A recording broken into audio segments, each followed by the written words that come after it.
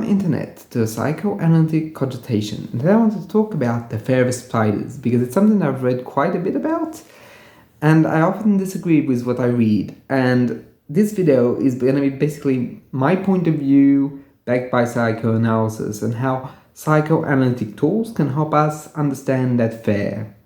So let me preface this by saying two things. Here I'm not talking about universal truth.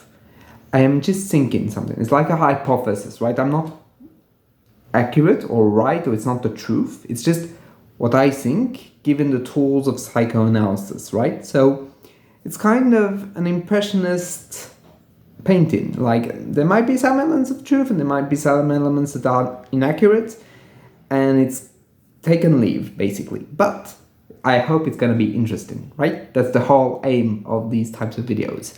Secondly, this is not personal psychological interpretations, meaning if you are afraid of spiders, if you have arachnophobia, this is not saying you have that. Here I'm really trying to understand on a global scale rather than an individual way of seeing things, because I think that case by case things might change drastically. So this video might have no relevance to your experience of fear of spiders, but what I'm trying to get to is like this kind of way of seeing things in a psychoanalytic light. So basically, fear of spiders is something that's quite common. From what I've read, it's about 6% of the population is afraid in one way or another by spiders, and it's mainly women. There can be men, right? It's not men are not, but it's mostly women. So first and foremost, that's very interesting. And I kind of wanted to talk about how often that fear can be very intense and people can block, freeze, or even like run away when they see a spider. So it's no like mild symptom, or it's not necessarily that mild in the reaction. So the question is, why are we afraid of spiders? Well, the classic understanding is that we have an evolutionary genome that basically makes us afraid of spiders because some of those spiders are poisonous. However, and that's where I fundamentally disagree, very few spiders statistically are dangerous to man. It's between 0.1% and 0.3%. out of the thousands of spiders there are. So that seems a little dubious, like, because, well, and I mean, honestly, I've never been a big fan of we are afraid of this because genetically there is that in our minds. I've never liked them because A, that means that basically behavior can be genetically encoded, which I don't think is accurate concerning human people. And B, so how come so many people don't have that fear? Like 94% of people don't. And I mean, when you're going to go for genetics, you have to really know what you're talking about. Because it's very easy to just say everything is genetic. Like, it's incredibly easy to say everything is unconscious, right? We have to always be, as people who are psychodynamically orientated, to be very careful to not just say unconscious for everything, right? But in the same way, people that believe hard as stone in genetics have to be very careful to not say everything is genetic. Because once you get into that debate of genes versus upbringing or environment, I think you're getting a bit lost, like I'm getting a bit lost here talking to you, right? So coming back to the spider thing, so I don't think it's really genetic. I think there's an unconscious meaning. And of course, I was going to go that way. You knew it. It was kind of predictable. But what I find very interesting within the spider is that it has both masculine and feminine properties. So why am I saying that? Let's start with the masculine properties. It's something that bites. So something that pushes in something else of itself into let's say the victim of a bite, that pushes. So there's something of penetration going on with the spider.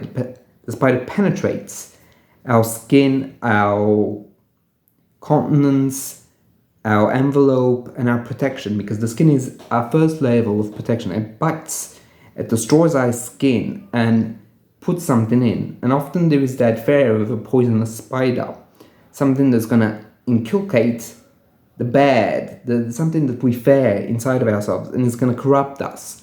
So there's that whole element of it's going to corrupt us from the inside, and we're going to die because of it. So that in the unconscious mind gets the mind racing, and it's very masculine, because that's how the masculine organ works, right?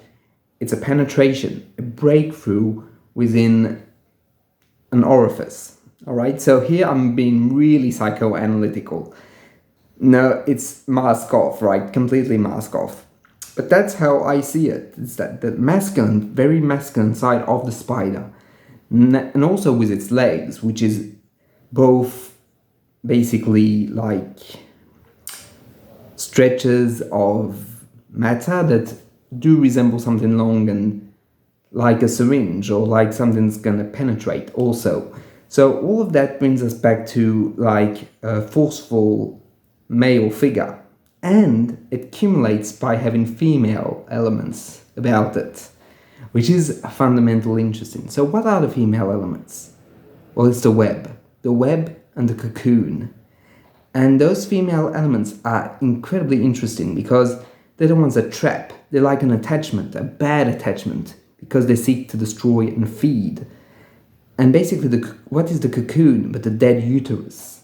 Aha! And that's where it becomes very interesting, is that if it's a dead uterus, then it brings up a fundamental fear that the uterus, instead of being something lively, something that brings life into the world, could be something of death.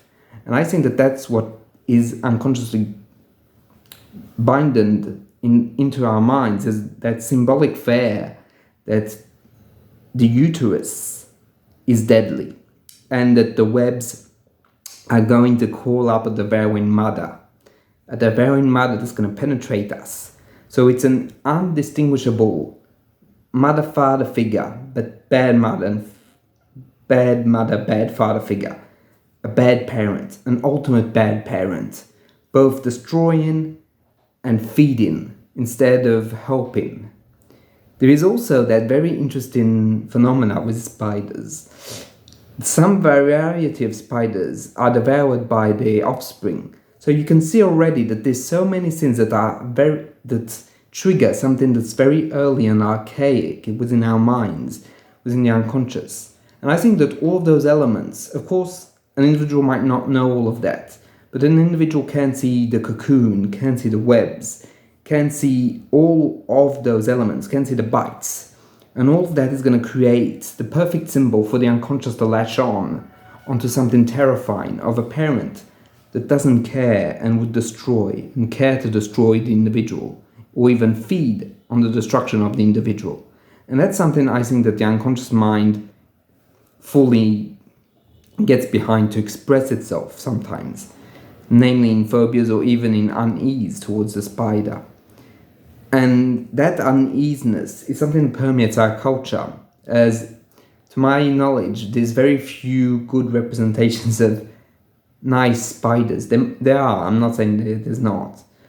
Like Jack and the Pumpkin, I think it's how it's called, where there's a nice mother spider-like figure, or even Spider-Man in a way. But those are, I think, counter-investments to the frightening aspect of what the spider represents, a devouring mother and a penetrating father, leaving no room for the self to grow, destroying the self and feeding on what's left behind, which is a frightening image and a frightening picture for the unconscious mind. There is also that very interesting game of words Lacan played. So I don't know when he said it, or in which text it is, or even if it's just like a personal communication. But I've heard the term that Lacan said, the spider is what has reigned. And in French it works incredibly well, because it's araignée, and a, régner.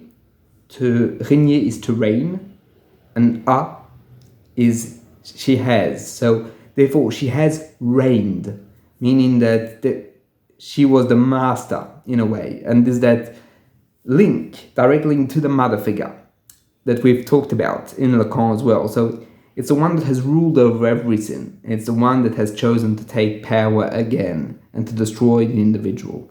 And I think that that's at the core of our fear, rather than genetics or venomous poison. It's this indistinguishable fear of going back to a dead uterus, that our attachments will drive not a good and positive element, that the web is going to call for something deep and something destructive rather than something beautiful. And it's also invisible, just like a bond. So that's pretty much my psychoanalytic take. It's quite personal. I haven't seen it expressed like that anywhere. It's possible that some of those ideas are within some authors, but it's not because I'm plagiarizing them, it's just I don't know about them. And I'll be very happy if you could enlighten me about those authors. But that's pretty much it from my understanding of our fear of spiders. So it's quite different from the biological model, but I find it more fun and perhaps more interesting than just saying it's in our genes, right? So I hope you find it useful, and I'll see you in the next one. Bye.